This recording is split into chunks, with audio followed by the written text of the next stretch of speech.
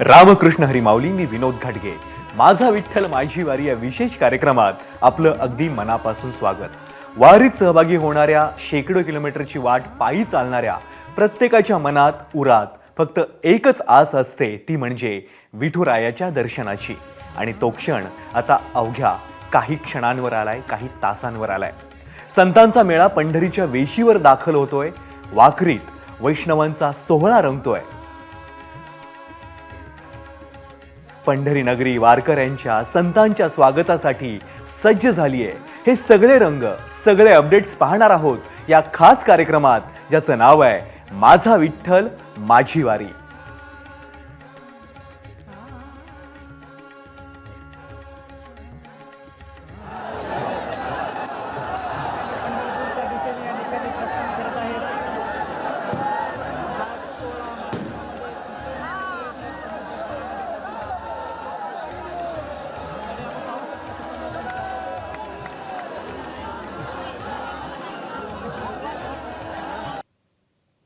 पालख्या जेव्हा पंढरीच्या वेशीवर म्हणजे वाखरीत दाखल होतात, तेव्हा रंगणारे सोहळे शब्दात व्यक्त न करता येणारे असतात. वाखरी तुकोबांच्या दिंडीत काय काय घडतं सांगतोय आपला लाडका छोटा वारकरी. रामकृष्ण हरी. आज संत तुकाराम महाराज पालखी सोहळ्यातील एक अत्यंत महत्त्वाचा आणि नेत्रदीपक सोहळा पार पडत आहे. बाजीराव विहीर येथील दुसरे उभे रिंगण. वाखरीजवळील हे ठिकाण वारीमध्ये अत्यंत महत्त्वाचे मानले जाते. सुमारे 200 वर्षापूर्वी बांधलेली ही बाजीराव विहीर आजही वारकरी परंपरेची साक्ष देत उभी आहे. उभ्या रिंगणात वारकरी पालखीच्या दोन्ही बाजूंना समोरासमोर शिस्तीत उभे राहतात. ज्ञानोबा तुकाराम विठ्ठल विठ्ठल, ज्ञानोबा तुकाराम विठ्ठल विठ्ठल, ज्ञानोबा तुकाराम. आणि मग येतो तो रोमांचक क्षण. तुकोबारायांचे मानाचे अश्व वाऱ्याच्या वेगाने दौडू लागतात. वारकऱ्यांची श्रद्धा अशी आहे की या अश्वांवर स्वतः संत तुकोबाराय आरूढ आहेत. भाविक खारका, पेढे आणि तुळशीची पाने प्रसाद म्हणून वाटतात. अश्वाच्या टापांखालची पवित्र माती कपाळाला लावण्यासाठी भक्तांची मोठी गर्दी होते. आता पंढरी अगदी जवळ आलेली असते. विठ्ठल भेटीची ओढ शिगेला पोहोचलेली असते.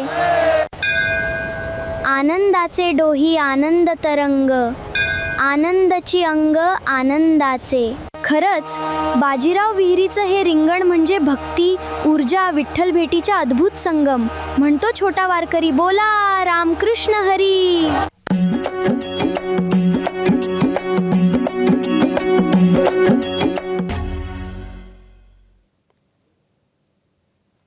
वाखरीतलं ज्ञानोबांच्या पालखी सोहळ्यातलंही चित्र वेगळं नसतं. तिथंही रिंगणाचा अद्भुत असा सोहळा रंगतो. त्याचीच गोष्ट सांगतोय छोटा वारकरी. रामकृष्ण हरी. आज संत ज्ञानेश्वर माऊलींच्या पालखी सोहळ्यातील सर्वात भव्य आणि मानाचं रिंगण पार पडत आहे.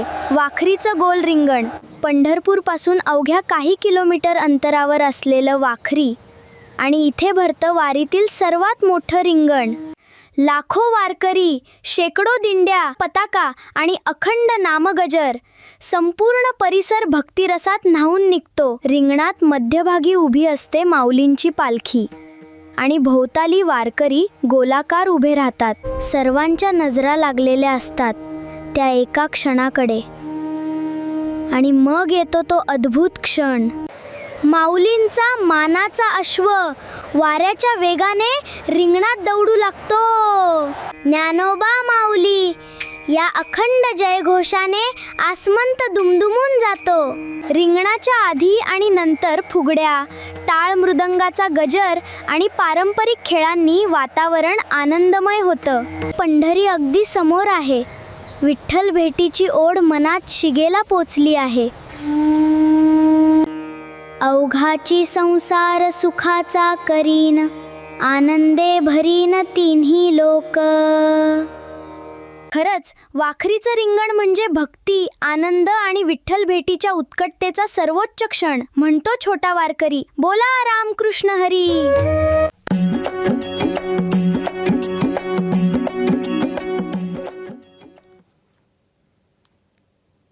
तर हा सगळा सोहळा आज वाखरीमध्ये घडणार आहे. ज्ञानोबा तुकोबांच्या पालखी सोहळ्यामध्ये हे सगळे रंग वारकऱ्यांना अनुभवायला मिळणार आहेत.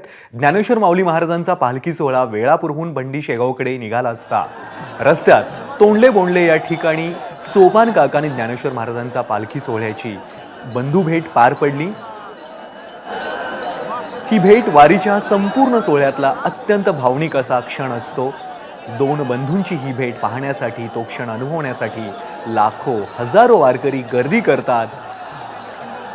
ज्ञानोबा तुकोबाच्या गजरात, ज्ञानोबा सोपान काकाच्या गजरामध्ये हा भक्तिमय क्षण सगळेच वारकरी मनापासून अनुभवतात. ज्ञानेश्वर आणि सोपान काका या बंधूंची भेट होते ते अर्थात तोंडले बोंडले या ठिकाणी आपण बघतोय. तोंडले बोंडले पासून एक 2-3 किलोमीटरच्या अंतरावरती या ठिकाणी दोन भावाची बंधू भेट होते. खरं तर ज्यावेळी माऊली हे सासवडमध्ये, सोपान काकाच्या सासवडमध्ये येतात त्यावेळी माऊली मुक्कामी राहतात आणि त्या दिवशी मात्र सोपान काका पुढे जातात. तिथून निघाल्यानंतर अगदी 12-13 दिवसानंतर या दोन भावांची भेट होते आणि तो क्षण आपण बघतोय माझ्या मागं की जिथे या दोन बंधू भेट होते आणि इथून हा सगळा पालखी सोहळा पंढरपूरच्या दिशेने रवाना होतो. आपल्या सगळ्याला माहीत आहे की पंढरपूर इथून अवघ्या काही अंतरावरती आहे आणि यावेळेस बंधू भेटेचा हा प्रसंग अगदी डोळ्यात ठेवण्यासाठी या ठिकाणी मोठ्या प्रमाणामध्ये गर्दी होते आणि हाच सोहळा आपण बघतोय की सोपान काका आणि ज्ञानोबा माऊली म्हणजे सोपान काका हे माऊलींचे छोटे बंधू आणि या बंधूची भेट घेऊन एकमेकाला नारळ दिला जातो आणि इथून पुढे वेगवेगळ्या मार्गाने हे दोघंही पंढरपूरला जातात आणि पंढरपूरला गेल्यानंतर आपल्याला माहीत आहे की आषाढीच्या आधी या दोन्ही पालख्या पंढरपूरमध्ये येऊन थांबतात. आजचा जे काही महत्त्व आहे या दिवसाचं सगळ्यात मोठं महत्त्व की जिथे पुष्पवृष्टी केली जाते, या दोन्ही पालख्यावरती पुष्पवृष्टी करून ज्ञानोबा तुकोबाच्या जयघोषामध्ये हा बंधू भेटीचा जो काही क्षण आहे तो आपण अनुभवतोय. कॅमेरामन अक्षय खरमाळेसह गोविंद शेळके, एबीपी माझा. सर्व संतांची लाडकी बहीण असणारी संत मुक्ताई यांचा पालखी सोहळा 600 किलोमीटरचा प्रवास करून पंढरपूरमध्ये दाखल झालाय. आषाढी वारीसाठी पहिल्यांदा संत मुक्ताईंचं हे जे पालखी आहे त्या पालखीचं आगमन पंढरपूर नगरीमध्ये झालंय. जवळपास 600 किलोमीटरचा टप्पा पार करत पायी चालत ही पालखी, मुक्ताईंची पालखी पंढरी नगरीमध्ये दाखल झाली आहे, विठोबाच्या पंढरीमध्ये दाखल झाली आहे. आणि यानंतर आता ही जी पालखी सोहळा आहे, हा जो पालखी सोहळा आहे तो भावंडांच्या भेटीसाठी वाखरी इथं जाणार असून तिथे संत ज्ञानेश्वर महाराजांसोबत परत उद्या ही पालखी पंढरीमध्ये दाखल होईल.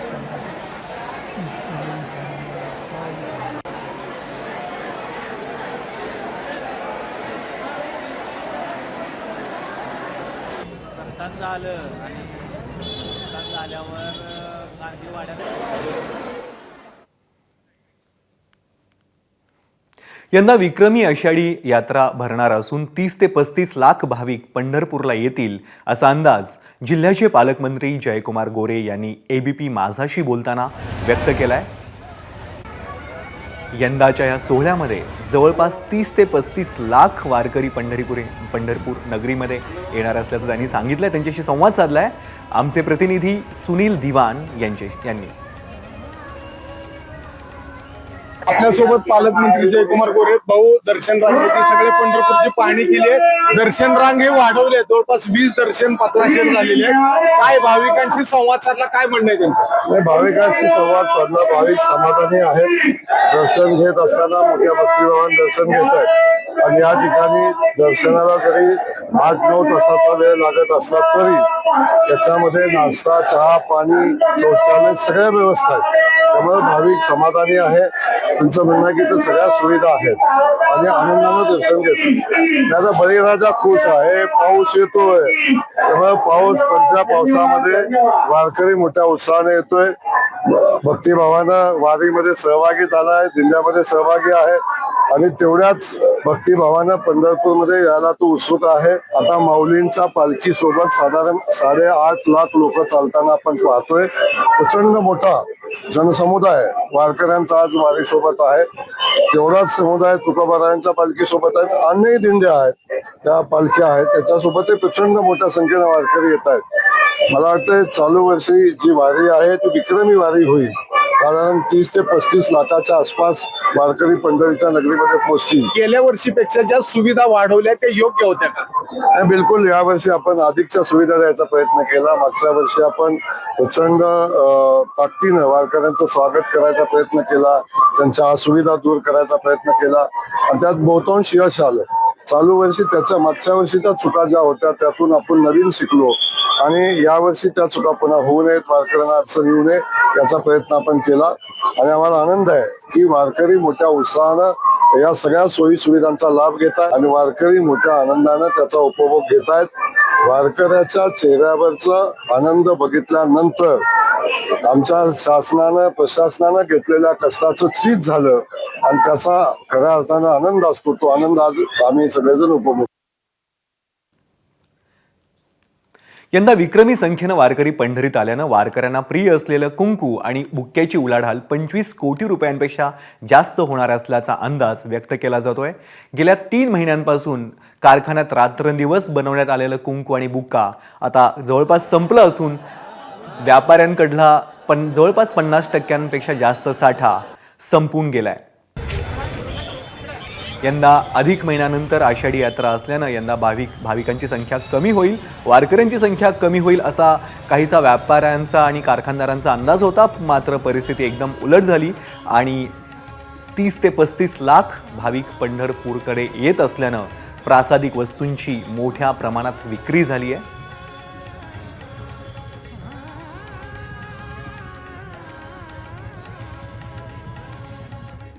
आषाढी सोहळा अवघ्या 3 दिवसावर पोचलेला आहे आणि जे पंढरपुरातलं भाविकांना वारकऱ्यांना जे सगळ्यात प्रिय असतं ते कुंकू बुक्का हे जे प्रासादिक वस्तू आहेत ह्याची फार मोठ्या प्रमाणात अर्थात विक्रमी विक्री झालेली आहे. जवळपास या वर्षी 30 लाखापेक्षा जास्त वारकरी येतील असा अंदाज होता आणि त्यामुळे खूप मोठ्या प्रमाणात कुंकू बुक्का बनवण्याचं काम इथं झालं होतं. कारखानदारांनी दरवेळेपेक्षा प्रोडक्शन खूप मोठ्या प्रमाणात वाढवलेलं आहे आणि त्याच्या पद्धतीने तशी विक्री त्यांचा माल गेलेला आहे कारखान्यातून. आपल्यासोबत कारखानदार आहेत. थोडे मला सांगा ज्या पद्धतीची यावर्षी अंदाज दिसतोय वारीचा, काय सगळा माल मोकळा झालाय, काय किती दिवस चालू आहे तयारी? नमस्कार, मी सुदर्शन थोपटे, श्री स्वामी समर्थ कुंकू फॅक्टरी. आमची इथे पंढरपासून गेल्या 30-35-40 वर्षापासून आम्ही इथे प्रोडक्शन करतो आहोत.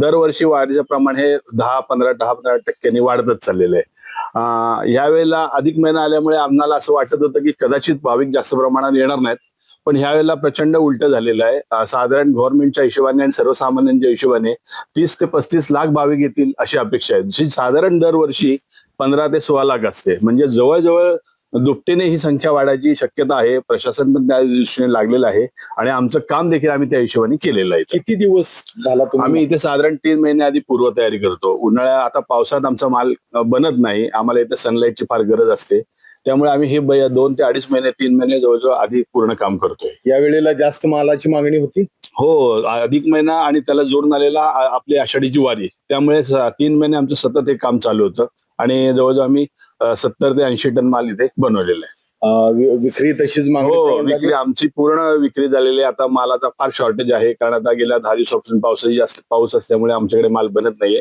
आणि झालेला आमचा सगळा माल विक्री झालेला आहे. यानंतर आता पंढरीत विठू दर्शनासाठी जाणाऱ्या भक्तांसाठी आणि वारकऱ्यांसाठी एक आनंदाची बातमी आहे.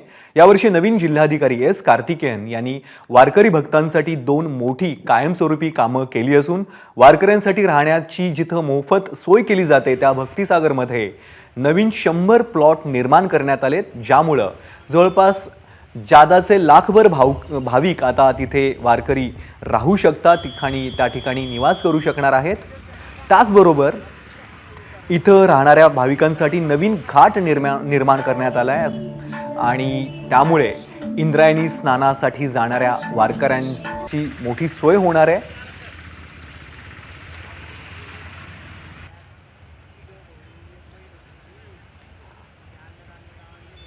या वर्षीची आषाढी खऱ्या अर्थाने स्पेशल असणार आहे. 30 लाखापेक्षा जास्त भाविक येण्याचा अंदाज आहे आणि त्या पद्धतीची संपूर्ण तयारी पूर्ण झालेली आहे. अगदी सोलापूरचे जिल्हाधिकारी कार्तिकेयन हे तर गेले 10 दिवसापासून पंढरपूर मुक्कामी असून इथूनच जिल्ह्याचा कारभार चाललाय. आपण सध्या 65 एकर या भक्तिसागर इथं उभा आहोत. काय नेमक्या इथं सुविधा आहेत, सगळ्यात मोठे बदल या इथं बघायला मिळाले आहेत. यामुळे भाविकांना खूप मोठ्या खुशखबर मिळणार आहेत. आपल्यासोबत जिल्हाधिकारी आहेत. सर, मला सांगा, 65 एकरमध्ये यावेळेला 2 नवीन गोष्टी केल्या आहेत, त्याचा फायदा भाविकांना खूप मिळणार.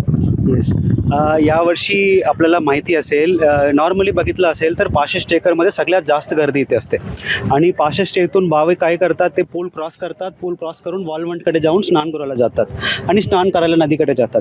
यावर्षी आम्ही काय केलं, लोकांच्या सोयीसाठी आपण इथेच, म्हणजे पहिल्यांदा पंढरपूरच्या म्हणजे मागच्या 10 वर्षामध्ये पंढरपूरच्या इतिहासमध्ये पहिल्यांदा अशा पद्धतीनं दोन्ही साईडला आम्ही एक नवीन घाट तयार केलेली आहे. त्या आपण बघू शकतो. त्या नवीन घाटामध्ये 65 एकरतून डायरेक्टली इथे स्नान करून इथे टॉयलेटचा सुविधा सुद्धा आम्ही पूर्णपणे ठेवलेली आहे. इथे पूर्ण रेडी करून मंदिरकडे जाऊ शकते. त्यामुळे आता गर्दी पूर्णपणे इथे हँडल होईल. म्हणजे गेल्या दरवेळेला जे चेंगराचेंगरी जे प्रकार घडतात ते आता इथं घडणार नाही. हां, म्हणजे दरवेळी आपण बघितलं असेल तर सगळ्यात जास्त गर्दी मी अगोदर सांगितल्याप्रमाणे 65 एकरमध्येच असतं. 65 एकरतून नदीकडे जाणाऱ्या रस्त्यामध्ये दरवर्षी चंगराचंगरी असतात. यावर्षी इथेच नदीकाठ डेव्हलप केल्यामुळे आणि पूलच्या दोन्ही बाजूला आम्ही नदीकाठ डेव्हलप केल्यामुळे हा चंगरीचे प्रकरण यावेळी पूर्णपणे कमी होईल.